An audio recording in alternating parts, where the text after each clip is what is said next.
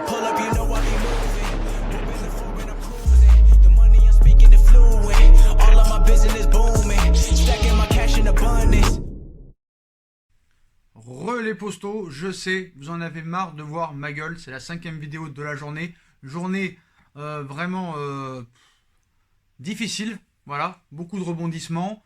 La blessure de Marco Verratti qui se rajoute à celle de Kylian Mbappé et de Layvin Kurzawa. La victoire du Paris Saint-Germain, 1-0 face au FC Sochaux Montbéliard. Les vidéos mercato, je sais, vous en avez marre de voir ma tronche. Mais voilà, c'est important. Leonardo s'est exprimé devant les journalistes, mais sans caméra et sans micro. Voilà, il n'a pas voulu se mettre en avant. Il a parlé en privé avec les journalistes qui ont pu prendre des notes. Mais voilà, pas de micro, pas de caméra. Donc Leonardo a donné un long entretien après le match avec des mecs de la presse, comme si tu buvais un café ou que tu attendais quelqu'un dans la cour de récréation, voilà. Donc long entretien avec Léo après le match. Donc Léo optimiste malgré le contexte difficile actuel. Il a mis l'accent sur le groupe qui vit très bien, c'est rare. Groupe très concentré et concerné. Léo n'a pas apprécié le manque de soutien en France, Ligue 1 et etc. Voilà, il faut dire que voilà, tous les clubs français et toutes les villes françaises sont contre le Paris Saint-Germain, il faut le dire. Donc Léo s'est exprimé aussi sur la Ligue des Champions et sur le quart de finale qui arrive face à l'Atalanta Bergame, où il cite « Je ne vous parle pas pour préparer le terrain d'une défaite, je fais juste des constats ». Voilà. Donc sur l'Atalanta, Léo dit « Si on perd, on ne va pas mourir ». Il rigole. Bilan de la saison déjà positif pour Léo. On a gagné 4 titres, mais on dirait que c'est banal en France. Bah, je suis désolé Léo, oui c'est banal. Laurent Blanc l'a fait, Unai Emery l'a fait, Tourelle l'a fait. Oui c'est banal, je suis désolé de te dire ça. Je suis souvent d'accord avec toi, mais voilà, c'est banal, malheureusement. Léo continue. Sur le contexte français, c'est vrai que ça ne nous aide pas, mais je ne cherche pas d'excuses. Léo sur l'état d'esprit. On est concentré, il n'y a pas de psychose, pas de malédiction, il faut arrêter avec ça. Léo a fait passer le message d'arrêter d'avoir peur, il a dégagé une certaine sérénité. Donc Léo sur les critiques sur le jeu, il cite « On joue pas bien, mais on gagne ». Léo sur les joueurs non prolongés, Cavani, Meunier, etc. Il faut être deux pour trouver un accord. Léo ne pense pas au mercato, on est à fond sur la Ligue des Champions. Léo n'a pas parlé avec Tourelle sur son avenir. Donc voilà. Il y a beaucoup de choses, beaucoup de communication, c'est du Léo, parce que quand on nous dit Léo ne pense pas au mercato, le mercato doit être déjà prêt. Leonardo ne pense qu'à ça. Il sait très bien qu'un directeur sportif ne pense qu'à ça, et lui ne pense qu'à ça. Donc ça, c'est de la communication. Léo n'a pas parlé avec Tourelle sur son avenir, donc si on se pose encore la question de l'avenir de Tourelle, c'est que vraiment Tourelle est sur vraiment la sellette, qu'il a vraiment plus le droit à l'erreur, c'est sûr et certain. Donc Leonardo nous a pris à part le journaliste pour faire un gros point sur la situation avant Bergame, plus de 30 minutes d'entretien. Donc voilà les principales phrases de Leonardo. Donc voilà, je ne vais pas vous les répéter. Donc voilà, pour résumer un peu la prise de parole de Léo, pas de peur, pas de psychose, optimiste et humilité, pas de soutien du football français, des autorités dirigeantes. Pas de discussion sur le mercato, ça c'est faux. Le groupe est soudé et concentré sur la Ligue des Champions et pas de discussion sur l'avenir de Tourelle. Voilà un petit peu le long entretien donné à Leonardo. Donc voilà, on vous a dit un petit peu les choses les plus importantes. Donc, après le match, aussi la presse a tenu aussi à se tenir un peu au courant des blessures récentes de Marco Verratti, de Kylian Mbappé ainsi que Layvin Kurzawa. Donc apparemment, le coup qu'a pris Marco Verratti à l'entraînement, ce serait avec un contact avec Choupo-Moting.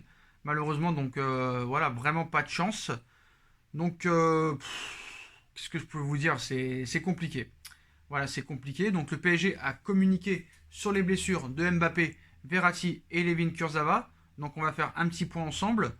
Donc le Paris Saint-Germain peut désormais maintenant se préparer totalement vers la préparation du quart de finale de la Ligue des Champions face à l'Atalanta Bergame après son ultime match amical face au FC Sochaux Montbéliard. Donc le club de la capitale maintenant espère désormais récupérer un large effectif pour être dans les meilleures conditions.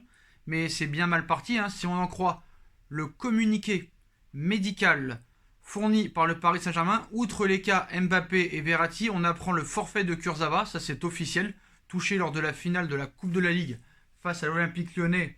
Levin Kurzawa, victime d'une lésion musculaire à la cuisse droite contractée lors de la finale de la Coupe de la Ligue face à l'OL. Une reprise est prévue avec le groupe pas avant 2 semaines. Donc là c'est forfait. Ça va être forfait je pense aussi pour les demi-finales éventuelles, s'il y a demi-finale.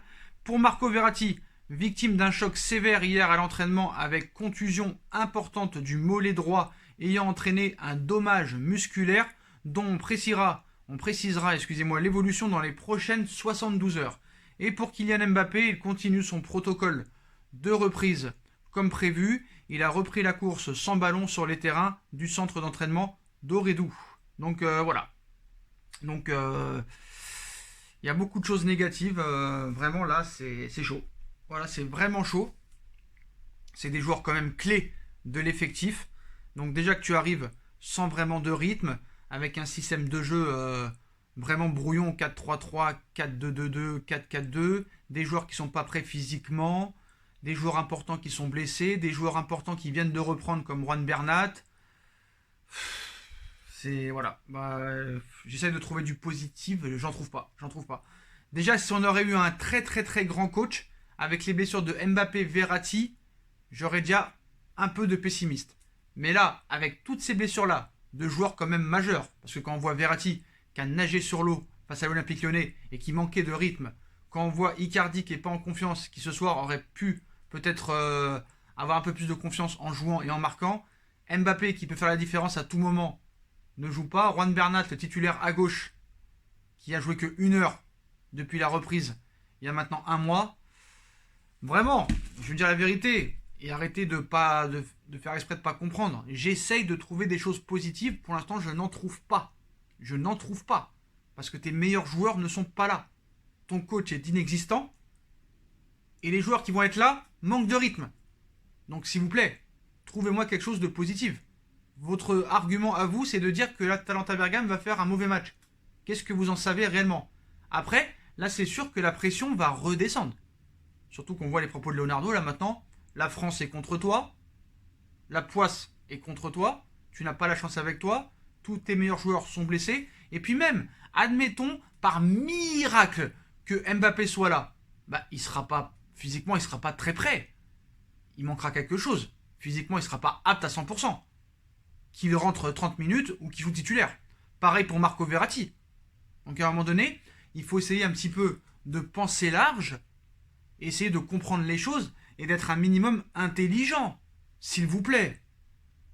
Parce qu'il y a un moment donné, quand tu vois les commentaires, tu as l'impression qu'on parle à des gens qui ne comprennent pas le football. Heureusement, 90% des commentaires sont objectifs, lucides, logiques. Et des mecs qui comprennent le football, mais il y en a quelques-uns, voilà, c'est des gens qui font exprès peut-être, mais je ne sais pas, mais voilà. Dites-moi les choses positives qu'il y a en ce moment au Paris Saint-Germain. Moi, je veux bien les entendre. Et je ne vais pas me répéter. Qu'est-ce qu'il y a de positif? Moi, je veux qu'on me le dise. Donc, maintenant, la chose positive peut-être qu'on peut trouver, c'est que maintenant, en gros, tu n'as presque plus rien à perdre. Il va falloir que des joueurs, maintenant, élèvent leur niveau. Parce que quand tu vois Idrissa Gueye, les derniers matchs, quand tu vois Léo Paredes ce soir, c'est quand même, ça fout les jetons. Je vous dis la vérité, ça fout les jetons. Thiago Silva en Ligue des Champions n'a jamais prouvé. Il va sûrement nous mettre Marquinhos au milieu de terrain. Et le pauvre, entre la défense centrale et le milieu de terrain, il va plus savoir quoi donner de la tête. Tu vas jouer avec une équipe peut-être qui n'a pas l'habitude de jouer ensemble. Et tu vas sûrement devoir t'adapter en 4-3-3. Donc que tu n'as pas utilisé depuis maintenant très longtemps. Donc je ne vois pas réellement de choses positives, à part Keylor Navas, qui est irréprochable. Ma valeur sûre pour l'instant, c'est Keylor Navas. Je fais confiance en Keylor Navas dans cette équipe. Et sur personne d'autre pour l'instant. Vu les matchs contre Lyon, contre Saint-Etienne, et la seule chose, comme j'ai dit dans le débrief tout à l'heure, la seule chose positive aussi, c'est que tu as pris 0 but en 6 matchs. Donc, niveau défensif, ça va. Même si c'était des équipes très très faibles, il faut quand même le faire. Donc voilà les postos, hein. Tous les feux sont au rouge pour moi à 90%. Il reste une semaine. On verra ce qui se passe. Il y a encore une semaine d'entraînement. On sait que c'est un contexte particulier. terrain neutre à Lisbonne, match à huis clos, sur un seul match, tout est possible. On va croire en notre équipe. Allez Paris, allez Léo, allez les joueurs, et on va y croire. Les potos, comme d'habitude, si on a kiffé la vidéo, on like, on partage, on commente, on s'abonne, on active la petite cloche pour être tenu au courant des vidéos qui vont sortir. On me rejoint sur mes différents réseaux sociaux, ainsi que sur Utip si vous voulez m'aider en regardant les pubs gratuitement ou en faisant un petit don. N'hésitez pas aussi à vous abonner à ma deuxième chaîne YouTube, No Feeling. Tout sera mis en description. Voilà les postos. Si vous voulez vous réécouter les arguments et les déclarations de Leonardo, remettez-vous la vidéo plusieurs fois. Moi, je vous souhaite à tous une bonne continuation, une bonne nuit et à très vite pour une nouvelle vidéo, les postos. Tchuss.